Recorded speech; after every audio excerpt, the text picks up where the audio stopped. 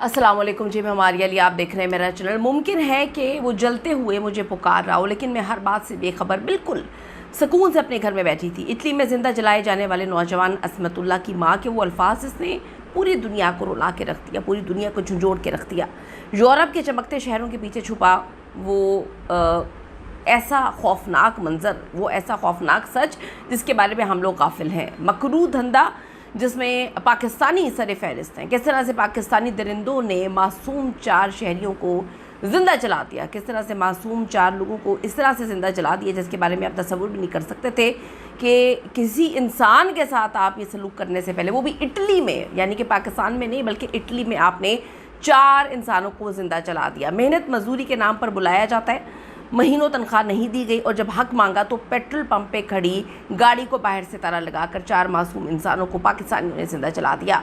अतालवी police का बड़ा action. 2 Pakistani जो कॉन्ट्रैक्टर्स हैं, सफ़ीर अहमद है उसका नाम, और अली रज़ा, इनको गिरफ़्तार किया गया है।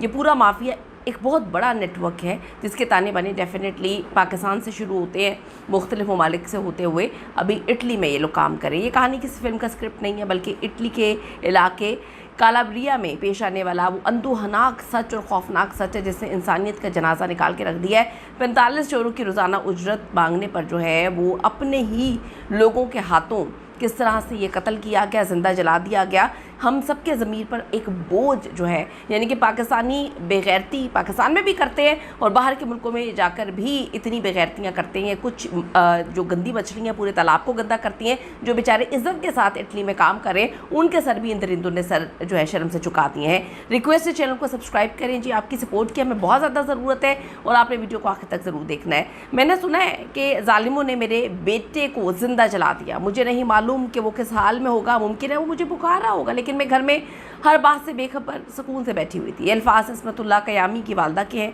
असमतुल्लाह उन 3 अफ़गान बाशिंदों में शामिल हैं जिन्हें चंद रोज़ कबल इटली के इलाके कलाब्रिया में एक पाकिस्तानी शहरी के हमरा जो है गाड़ी के अंदर कत्ल किया गया है, ज़िंदा जला दिया गया। इस वाक़े से मुतालिक जो इटालियन मीडिया है उसने रिपोर्ट किया था कि पाकिस्तानी जो 2 हैं उनको पुलिस ने गिरफ़्तार किया, जिन पर 4 तारिकीन वतन के कत्ल का इल्ज़ाम है।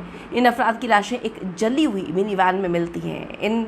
इस वाक़े पर जो वसी रद्द-ए-अमल सामने आया और इटली के वज़ीर आज़म जॉर्जिया मेलोनी ने कहा कि इस हौलनाक कत्ल ने हम सबको हिला के रख दिया। और आप देखिए कि कत्ल के पीछे कौन है। दरिंदा सिफ्त सोच के चंद पाकिस्तानी जो वहाँ पर बैठ के भी दरिंदगी जो है वो कर रहे हैं और हम सब के सर जो है शर्म से झुका रहे हैं। और हम सब ओवरसीज़ जो बेचारे बैठे हुए हैं दूसरे मुल्कों में इज़्ज़त के साथ जो है रोज़ी रोटी कमा रहे हैं, उनको भी ये दरिंदे जो हैं वो बदनाम करते हैं। सरकारी टेलीविज़न के मुताबिक हलाक होने वालों में 3 अफ़गान बाशिंदे असमतुल्लाह कयामी, अमजद साफ़ी, फ़ज़ल अमीन जोगियानी और एक पाकिस्तानी वसीम खान भी शामिल हैं। अतालवी मीडिया रिपोर्ट के मुताबिक सफ़ीर अहमद और अली रज़ा, जिनकी उम्रें 31 साल है, इस मामले में ज़ेर तफ्तीश है।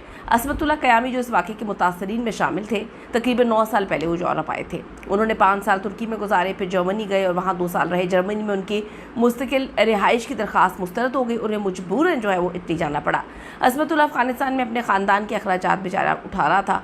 उनके एक अजीज़ ने बताया कि उम्मीद थी कि ईद के बाद वो अपने घर वालों को पैसे भेजेंगे क्योंकि मालिक ने कई महीनों की तनख्वाह उनको नहीं दी थी। अल्लाह। इन अफराद के साथ कैंप में रहने वाले दोस्तों ने बताया कि 2 पाकिस्तानी जो हैं इन अफराद को इटली में सासारिया के इलाके से कालबरिया के खेतों में काम करने के लिए ले गए थे। इन अफराद के दोस्तों का दावा है कि उजरत के मामले पर मरने वाले अफराद का इन पाकिस्तानी कॉन्ट्रैक्टर्स जो है उनके साथ तनाज़ा रहता था और इन्हें कई माह से तनख्वाह बेचारों को नहीं दी गई थी। काम करवाते थे लेकिन उजरत नहीं देते थे।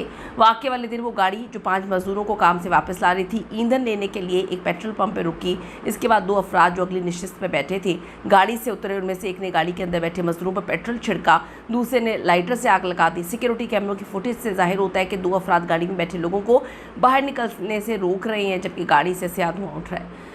बाद की तस्वीर एक मुकम्मल तौर पे जली हुई गाड़ी देखी जा सकती है और 4 अफरादों को ज़िंदा जला दिया। वो वीडियो देखने के काबिल नहीं है, यकीन करें रूह कांप गई। एक ज़िंदा बच गया। वाक़ई में हलाक होने वाले फ़ज़ल अमीन के चचा ने बताया कि फ़ज़ल ने 2.5 साल कबल जो है वो जर्मनी में गुजारे थे, लेकिन बाद में उन्हें जो है वहाँ के लॉ के तहत बल्गारिया भेज दिया गया क्योंकि वो पहली बार यूरोप में बल्गारिया के रास्ते दाखिल हुए थे। फिर جو ہے ایک قانون ہے جو اس بات کا تعین کرتا ہے کون سا ملک پناہ کی جو متلاشی شخص ہے اس کی درخواست کا جائزہ لے گا۔ تو فضل امین کے چچا کا کہنا تھا کہ 1 سال قبل وہ اٹلی آئے تھے، انہیں حال ہی میں ورک پرمٹ ملا تھا۔ فضل امین کے قریبی دوست نے بتایا کہ ٹھیکیداروں نے پھل چننے والے مزدوروں سے وعدہ کیا تھا کہ انہیں 8 گھنٹے کے کام کے بدلے روزانہ 45 یورو ملیں گے، لیکن 20 اپریل سے اب تک ان کو بیچاروں کو کوئی رقم نہیں ملی۔ اس واقعے میں ہلاک ہونے والے 27 سالہ امجد صافی 13 سال سے اپنے خاندان سے نہیں ملے۔ انہوں نے 11 سال آسٹریا میں گزارے، لیکن سخت امیگریشن قوانین کے باعث ان کی پناہ کی درخواست 3 بار مسترد ہوئی۔ 1 سال قبل وہ اٹلی گئے اور ساسارے نامی جزیرے کے کیمپ میں رہتے تھے، جہاں پاکستانی ٹھیکیدار انہیں زرعی کام کے لیے لے کے گئے تھے۔ ان کے کزن نے بتایا امجد کو بھی اپنی تنخواہ نہ ملنے کی شکایت تھی۔ 29 سالہ پاکستانی باشندے وسیم خان جو ہے وہ 8 ماہ قبل آذربائیجان سے اٹلی آئے تھے۔ وہ اپنے بہن بھائیوں میں سب سے چھوٹے تھے۔ ان کے بھائی عدنان نے بتایا وسیم 70 دن انہوں نے کام کیا لیکن ان کو تنخواہ نہیں ملتی۔ وسیم نے واقعے سے قبل 1 دن قبل اپنے بھائی کو بتایا تھا کہ وہ اگلے دن آخری بار کام پر جائیں گے۔